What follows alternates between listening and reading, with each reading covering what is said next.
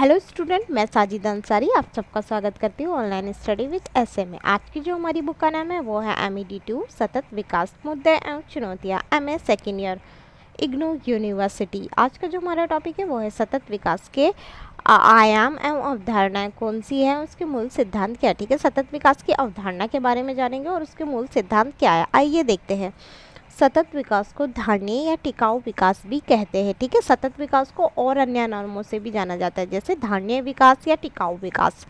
सतत विकास विकास की वह प्रक्रिया है जिसके द्वारा पर्यावरण तथा प्राकृतिक संसाधनों को नुकसान पहुंचाए बगैर वर्तमान पीढ़ी तथा भावी पीढ़ी के जीवन की गुणवत्ता में सुधार करना। कहने का मतलब ये है, सतत विकास विकास की वह प्रक्रिया जिसके द्वारा पर्यावरण तरफ मतलब विकास इस तरीके से किया जाए जिससे पर्यावरण और प्राकृतिक संसाधनों को किसी भी प्रकार का नुकसान ना हो। ठीक है, विकास जो हमें करना है वो इस प्रकार करना है कि हमारे जो प्राकृतिक संसाधन है उसे किसी भी प्रकार का नुकसान ना पहुंचे और साथ ही वर्तमान पीढ़ी यानी जो अभी प्रेजेंट में जो पीढ़ी है वो भी उसका उपयोग कर सके और भविष्य में भी मतलब जो हमारे बाद जो आने वाली जो पीढ़ी है वो भी इस चीज़ का उपयोग कर सके। ठीक है, कहने का मतलब ये है हम अभी भी उसका उपयोग कर सके और आने वाली पीढ़ियों के लिए भी वो बच सके। सारा अगर हम ही लोग उपयोग कर लेंगे, सारा हम ही लोग इस्तेमाल कर लेंगे तो आने वाली पीढ़ी के लिए तो बचाएगा नहीं, इसलिए। ठीक है, ब्रडलैंड रिपोर्ट के अनुसार सतत विकास का अर्थ है वर्तमान पीढ़ी की आवश्यकताओं को भविष्य की पीढ़ियों की आवश्यकताओं से समझौते किए बिना पूरा करना। कहने का मतलब ये, ब्रडलैंड रिपोर्ट के अनुसार जो सतत विकास की अर्थ बताया गया है वो ये है कि वर्तमान पीढ़ी की आवश्यकताओं में किसी भी प्रकार की कमी या कोताही नहीं होनी चाहिए, लेकिन भविष्य की पीढ़ियों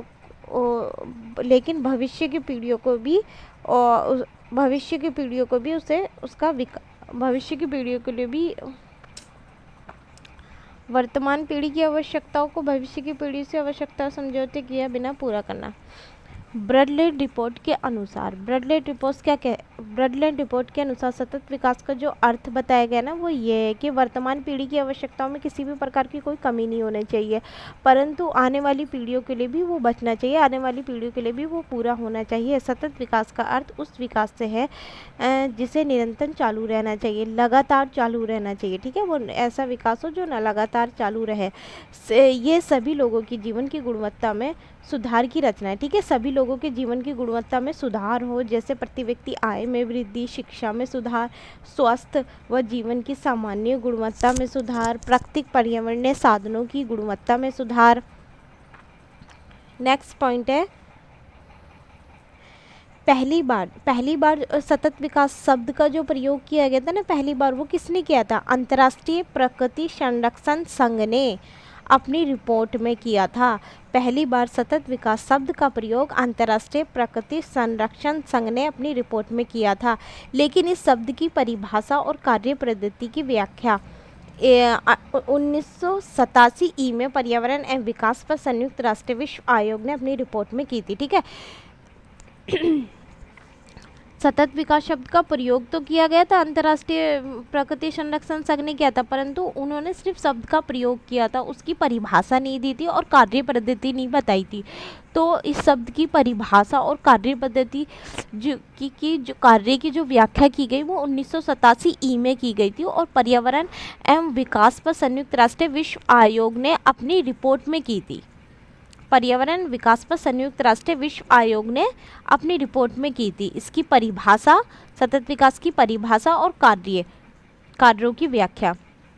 वर्तमान में सतत विकास एक वैश्विक दृष्टिकोण बन गया। ठीक है, वर्तमान समय में यानी आज के समय में पूरे दुनिया भर में ना सतत विकास ने अपना ध्यान अपनी ओर खींचा है और सतत विकास उनके लिए एक मुद्दा है। सभी लोग अब सतत विकास के बारे में सोचते हैं, दुनिया भर के दोस्त अब सतत विकास के बारे में सोचते हैं। 1992 के पृथ्वी सम्मेलन में घोषित एजेंडा 21 में रियो घोषणा पत्र में इसके प्रति पूर्ण समर्थन व्यक्त किया गया था। 1992 में जो पृथ्वी सम्मेलन हुआ था ना उसमें एजेंडा 21 में भी सतत विकास के ऊपर बात की गई थी और 2002 के जोहान्सबर्ग सम्मेलन का मूल मुद्दा ही सतत विकास था और 2002 में जो सम्मेलन हुआ था ना उसका तो मूल मुद्दा ही सतत विकास था। सतत विकास का ये अर्थ है कि आर्थिक विकास की दर को बढ़ाने के लिए प्राकृतिक संसाधनों का अत्यधिक उपयोग ना किया जाए।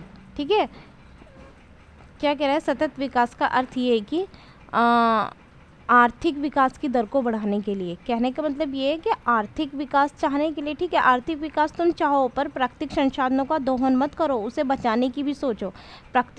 इस प्रकार आर्थिक विकास करो जिससे कि प्राकृतिक संसाधनों को भी किसी प्रकार का नुकसान ना हो, अत्यधिक उपयोग ना किया जाए, पर्यावरण और पारिस्थितिकी के बचाव को ध्यान में रखकर प्राकृतिक संसाधनों का उपयोग किया जाए। कहने का मतलब वही है कि पर्यावरण और प्राकृतिक संसाधनों को बचाओ, उन्हें बचाना चाहिए, ये चीज़ ध्यान में रखकर उनका उपयोग किया जाए, जिससे आने वाली पीढ़ियों के लिए भी प्राकृतिक संसाधनों को बचाया जा सके, जिससे हमारे बाद जो पीढ़ी आएगी उनके लिए भी प्राकृतिक संसाधन बचे।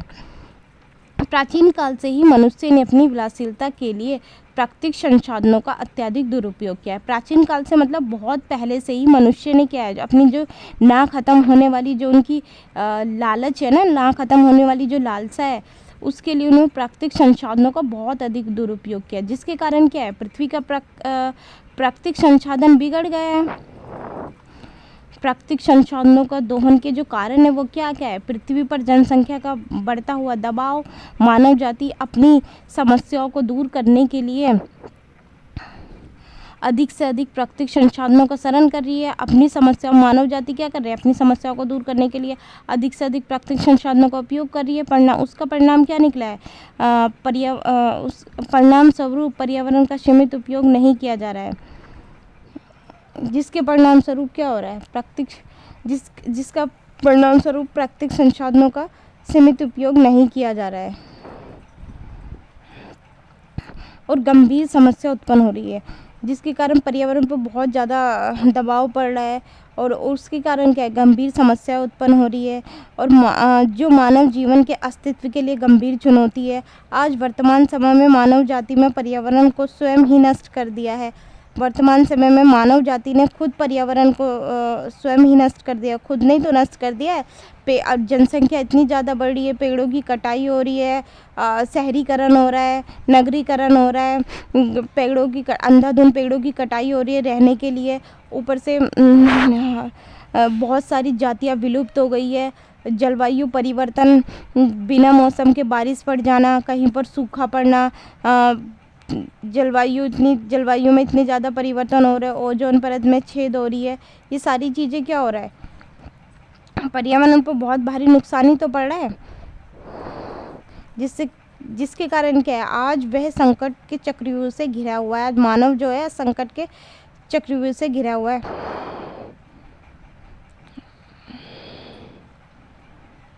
नेक्स्ट पॉइंट है सतत विकास के उद्देश्य, जो इस प्रकार है। ठीक है, पहले से हुए पर्यावरण व जैविक नुकसान की भरपाई, यानी आगे ऐसा ना हो उस पर नियंत्रण पाया जाए। ठीक है, पर्यावरण और जैविक जो नुकसान हुआ है उसकी भरपाई करना, इस तरीके की नीतियाँ बनाना जिससे कि पर्यावरण को भी नुकसान ना हो और हमारा आर्थिक विकास भी होता रहे। सेकंड पॉइंट है प्रौद्योगिकी इस प्रकार किया जाए जो प्रकृति को किसी भी प्रकार का नुकसान ना पहुंचाए और जो प्रौद्योगिकी प्रकृति के नियमों के अनुकूल हो, जो ठीक है इस तरीके से प्रौद्योगिकी किए जाए जिससे ना प्राकृतिक संसाधनों को किसी भी प्रकार का नुकसान ना हो और जो प्रकृति के अनुकूल हो, जो प्रकृति के नियमों के अनुकूल हो, जिससे प्रकृति को किसी भी प्रकार का नुकसान ना हो। प्रौद्योगिकी के लिए ऐसी वैज्ञानिक तकनीकों का प्रयोग करना चाहिए। ठीक है, अपनी जो भी प्रौद्योगिकी करो वो इस तरीके से उसका चुनाव करो जिससे कि पर्यावरण को किसी भी प्रकार का नुकसान ना हो। पृथ्वी के प्राकृतिक संसाधनों को व्यर्थ नहीं करना चाहिए। जो पृथ्वी के जो प्राकृतिक संसाधन हैं उन्हें बहुत ज़्यादा व्यर्थ नहीं करना चाहिए। जितना उपयोग हो, जितनी आवश्यकता हो उतना ही उपयोग करना चाहिए तथा दुरुपयोग भी नहीं करना चाहिए। प्राकृतिक संसाधनों का ज़्यादा से ज़्यादा संरक्षण करना चाहिए, उसकी रक्षा करनी चाहिए। ठीक है, प्राकृतिक संसाधनों का एक तो अंधाधुंध उपयोग नहीं करना चाहिए, जितनी आवश्यकता उतना ही उपयोग करना चाहिए और उसका संरक्षण करना चाहिए, उसका बचाव करना चाहिए, उसकी रक्षा करनी चाहिए। तभी तो हमारे प्रकृति में संतुलन बना रहेगा, पर्यावरण में संतुलन बना रहेगा। प्रदूषण एवं पर्यावरण क्षरण पर नियंत्रण करना, प्रदूषण पर नियंत्रण करना, पर्यावरण की जो इतनी ज़्यादा क्षरण हो रही है, इतना ज़्यादा नुकसान हो रहा है उस पर नियंत्रण करना। आर्थिक वृद्धि सतत विकास से संबंधित हो। ठीक है, आर्थिक जो भी वृद्धि हो, हर कोई देश अपना आर्थिक वृद्धि चाहता है, परंतु सतत विकास से संबंधित हो वो।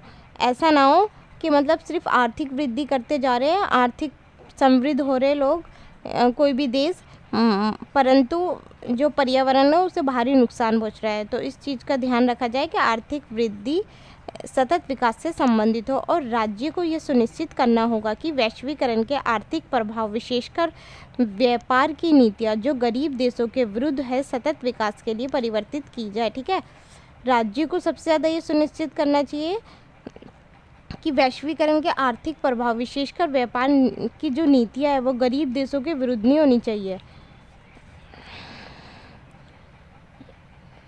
और यदि है तो वो सतत विकास में परिवर्तित की जाए।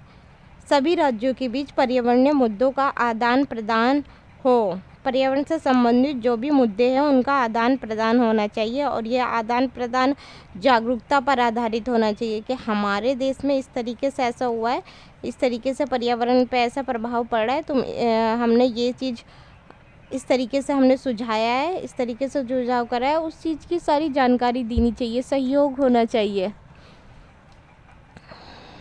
अतः सभी राज्यों को संयुक्त राष्ट्र संघ के घोषणा पत्र के अनुसार शांतिपूर्ण ढंग से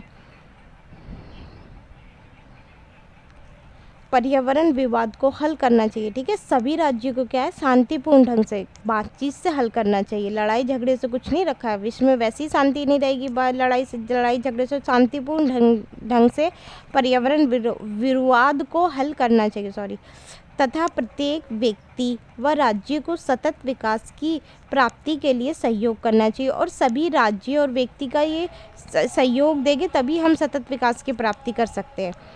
भविष्य में देश में विकास के कारण जो भी नुकसान हुआ है उससे रक्षा करना। भविष्य में जो भी विकास के कारण जो भी नुकसान हुआ है ना, उससे रक्षा करना।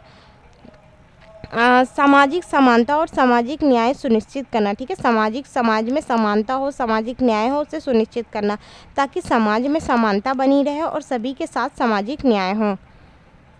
विकास के अवसर कुछ लोगों को प्रदान ना करके सभी लोगों को अवसर प्रदान करना। विकास के जो अवसर है ना, वो सिर्फ कुछ एक लोगों को प्रदान नहीं करने चाहिए। समाज के जो कुछ विशेष वर्ग होते हैं केवल उन्हें नहीं प्रदान करने चाहिए। जो गरीब तबके के लोग होते हैं सबको समान अवसर प्रदान करने चाहिए, सभी लोगों को। सभी राज्यों की ये जिम्मेदारी हो जाती है कि सभी लोगों की उच्च जीवन गुणवत्ता में किसी भी प्रकार का समझौता ना किया जाए। साथ ही उत्पादन एवं उपभोग के असतत प्रतिमानों को कम करना। ठीक है, उत्पादन तथा उपभोग के असतत प्रतिमानों को कम करना। आज का हमारा टॉपिक यहीं समाप्त होता है। अगर आपको मेरी वीडियो अच्छी लगी तो please like, share and subscribe जरूर करें। Thank you.